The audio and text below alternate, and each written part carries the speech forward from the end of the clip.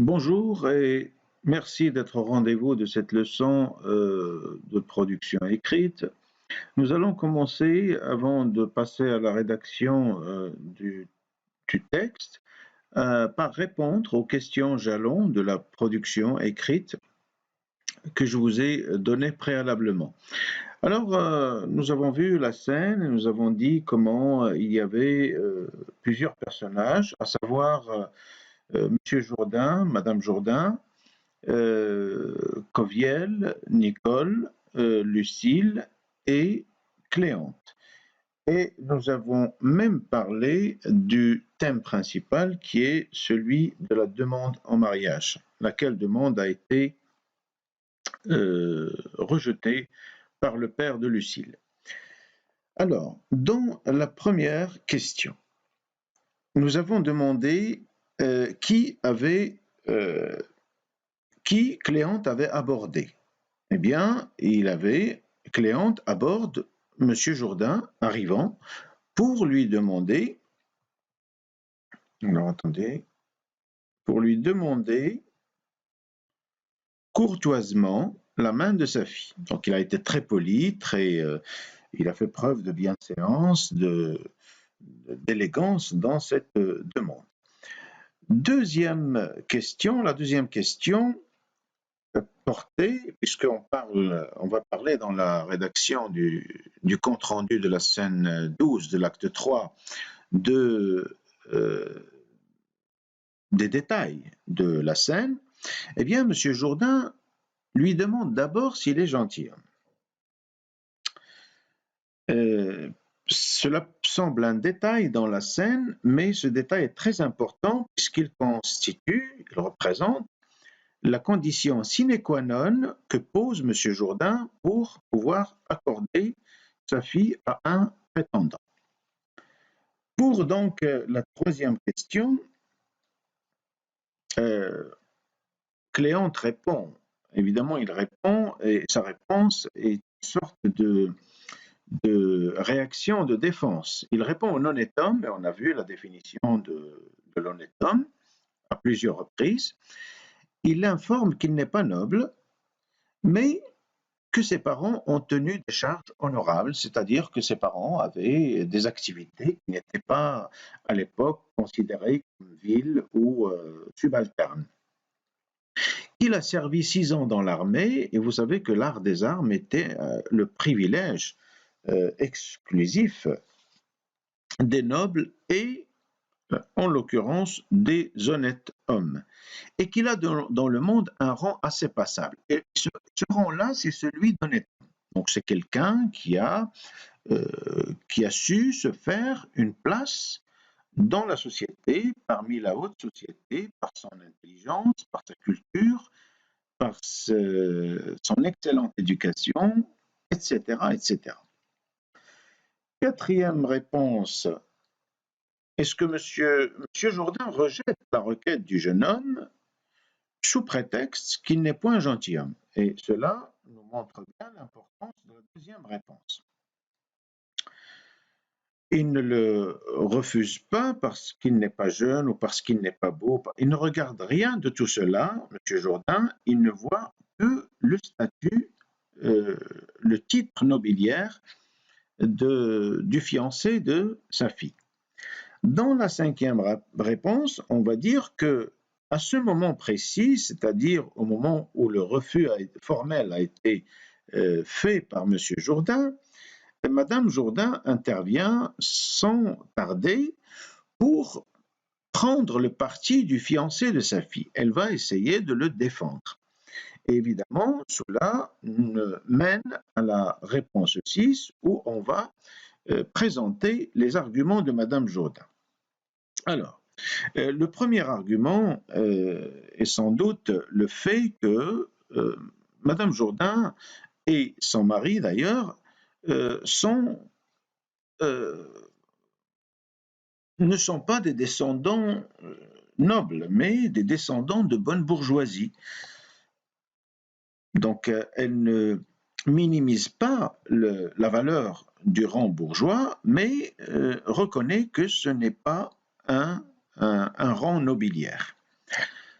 Dans la 7e réponse, Monsieur Jourdain, évidemment, comme le lecteur ou le spectateur peut le prévoir, il ne se laisse pas convaincre par son épouse euh, et va même au-delà.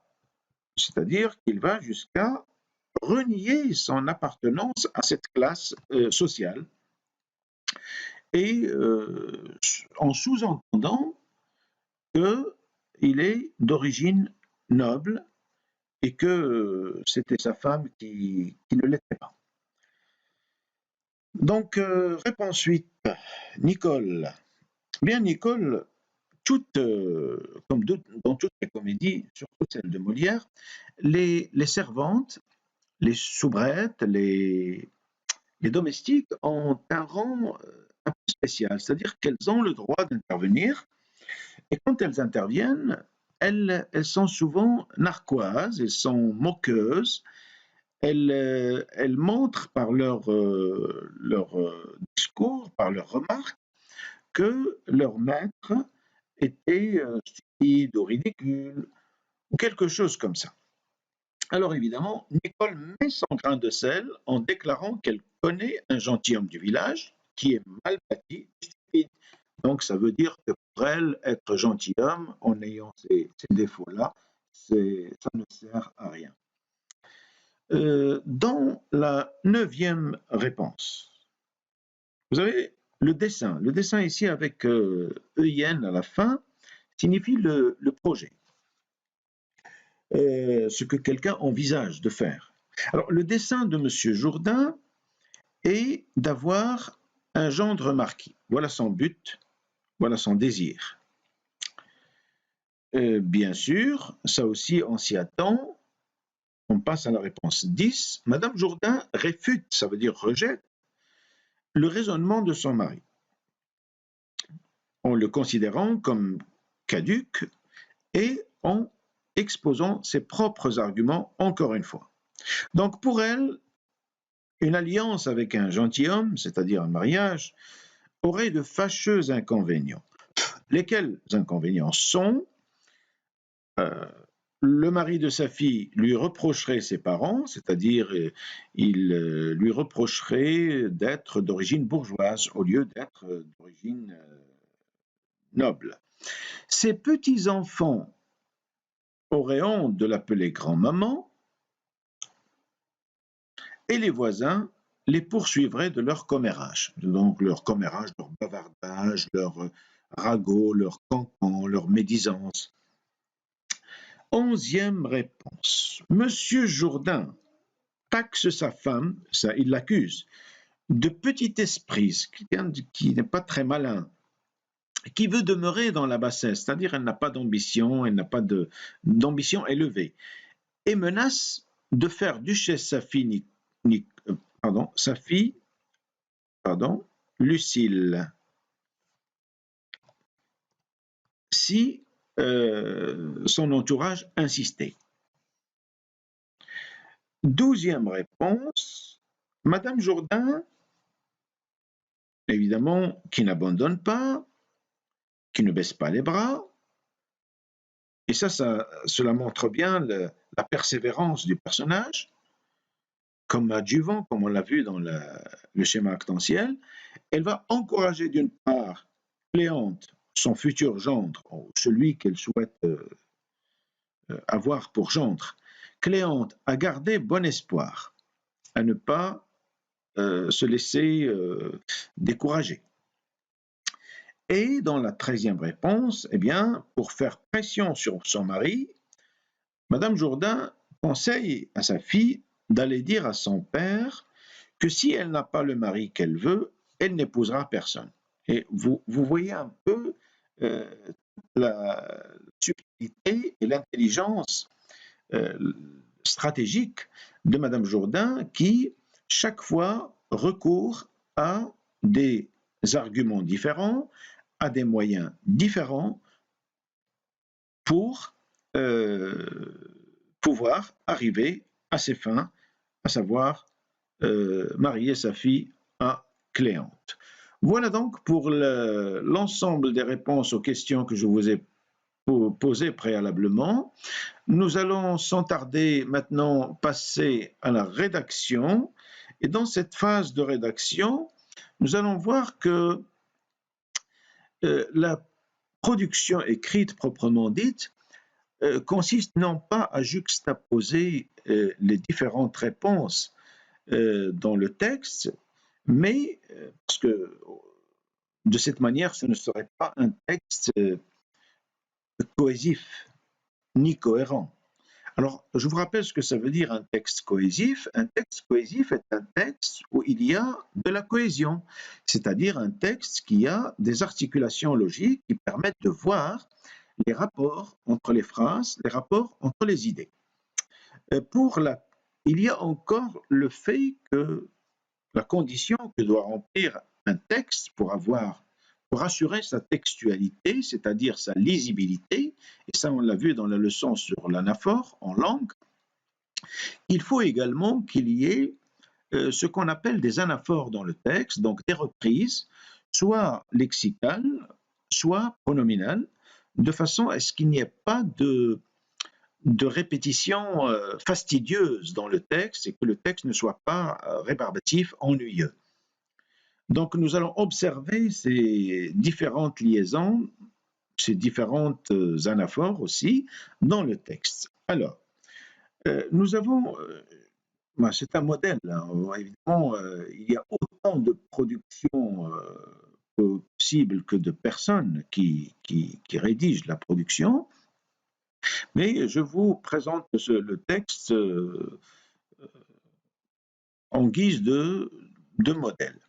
Alors, Cléante aborde dans cette scène, je peux mettre une virgule de chaque côté de ce syntagme.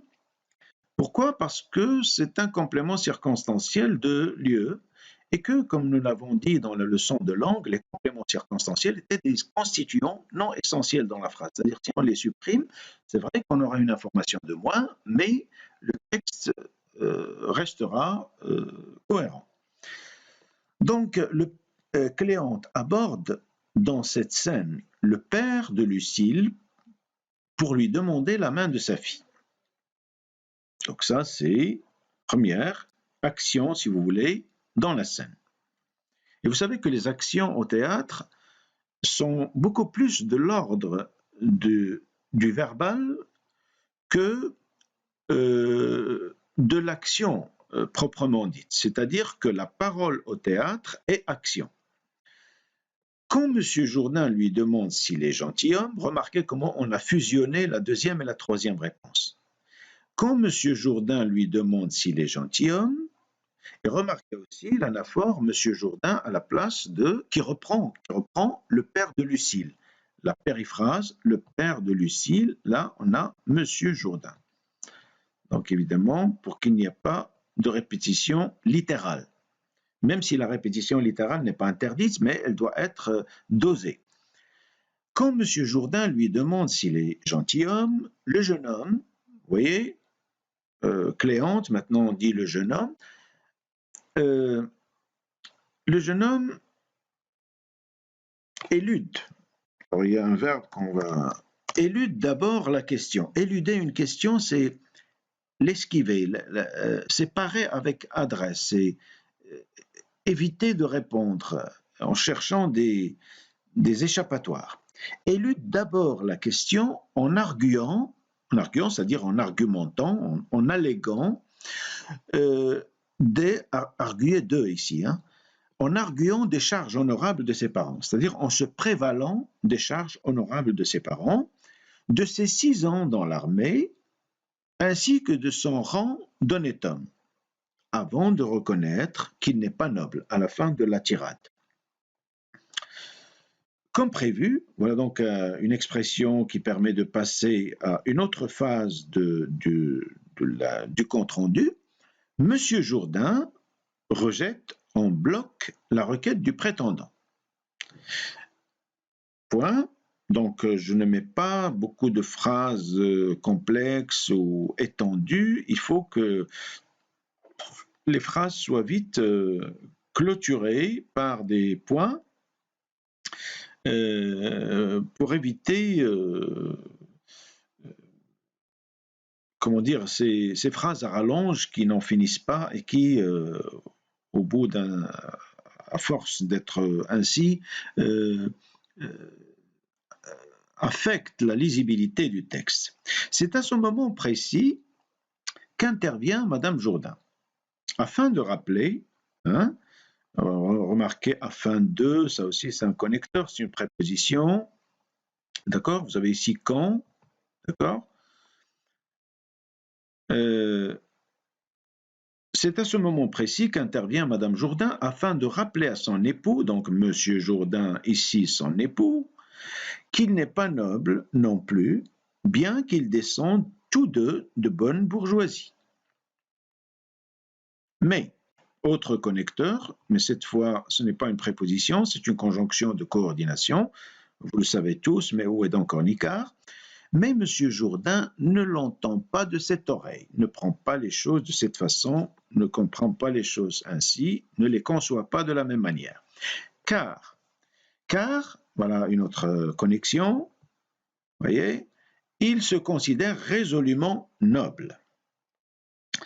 C'est alors, évidemment, le fait qu'il se considère, il ne dit pas je suis noble, mais il le dit à sa manière. Il le dit indirectement, de façon implicite, dans sa tirade. C'est alors que, je vais mettre toutes les connexions qu'on a ici. Donc, vous avez ainsi que, vous voyez, je sais pas, comme prévu, des expressions comme ça, mais, d'accord, tout cela, car c'est alors que toutes ces expressions permettent, n'est-ce pas, de donner au texte, de conférer au texte sa cohésion. C'est alors que Nicole décide de mettre son grain de sel. Vous voyez comment on réinvestit les expressions qu'on a trouvées dans une étape préalable dans les réponses, en déclarant connaître dans le village un seigneur qui est mal bâti et stupide. Évidemment, elle dit un Malitorne et un Dadé, etc. Donc, on a repris, on a le droit, ça rentre dans ce qu'on appelle la reconstitution de texte, on a le droit soit de reprendre les mots du texte, tantôt de reprendre des mots du texte, tantôt d'en chercher d'autres, mais avec un sens équivalent. Cela n'est pas grave. Elle se fait vite rabrouer, n'est-ce pas, par son maître.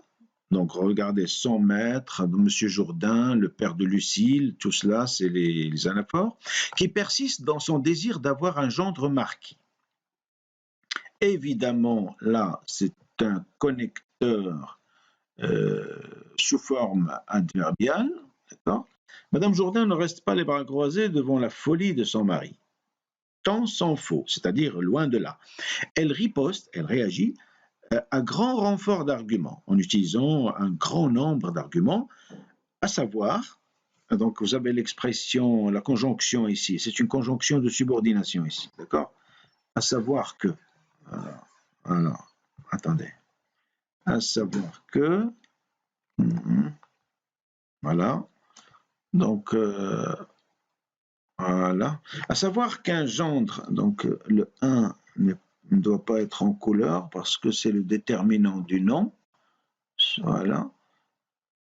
À savoir qu'un gendre noble ne manquerait pas d'insulter les origines de sa fille,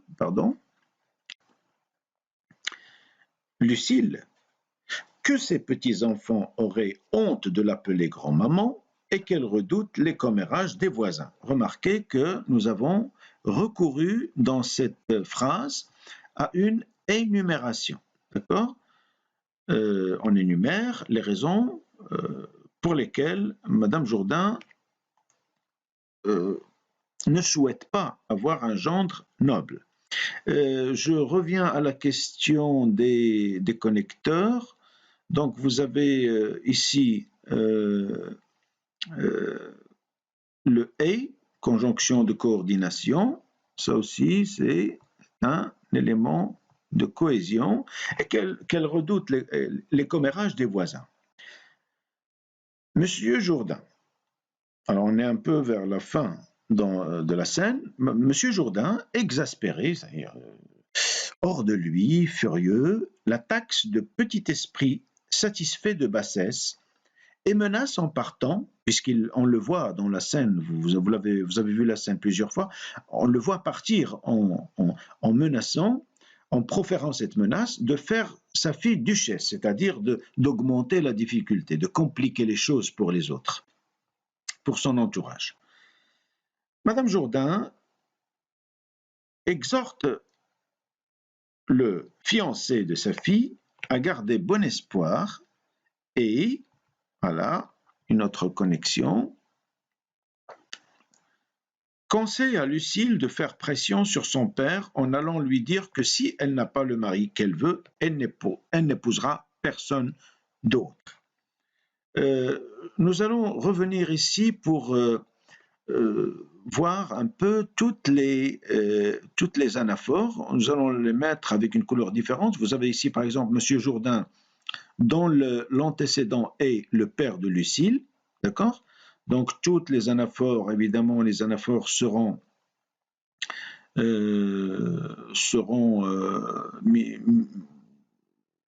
mises en surbrillance. Vous avez ici Monsieur Jourdain, encore une fois. Qu'est-ce que vous avez d'autre? Son époux. Alors, ça, c'est les substituts lexicaux. Là, vous avez une anaphore pronominale, il, d'accord? Il aussi, parce que il ici, ça veut dire Monsieur Jourdain et Madame Jourdain.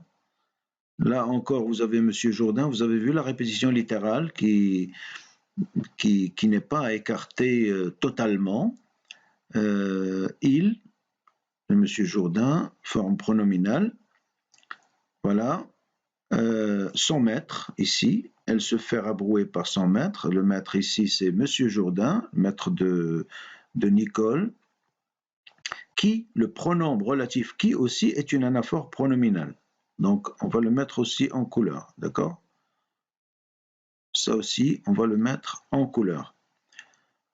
Son mari, regardez, anaphore lexicale, d'accord? Et puis, vous avez ici Monsieur Jourdain, d'accord? Voilà. Et puis, on va aller dans la deuxième partie du texte. Donc, son père, d'accord? Vous avez tantôt son époux, son père, son mari, ça dépend du contexte. Lui, c'est-à-dire dire à Monsieur Jourdain, voilà, et donc je mets tout cela avec une couleur différente. Je vais mettre par exemple le bleu. Voilà, j'espère que les choses ont été claires et que vous avez assimilé la technique de rédaction propre à l'objectif de la leçon. Je vous remercie de l'avoir suivi jusqu'au bout et je vous retrouve dans une nouvelle.